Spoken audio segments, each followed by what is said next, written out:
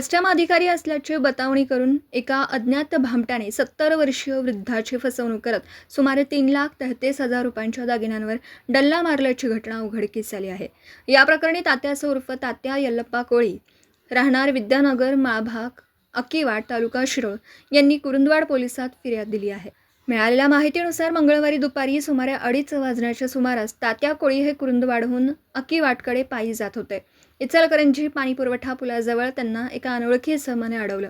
संबंधित इसमाने स्वतःला कस्टम अधिकारी असल्याचं सांगत तपासणीच्या नावाखाली संवाद साधला।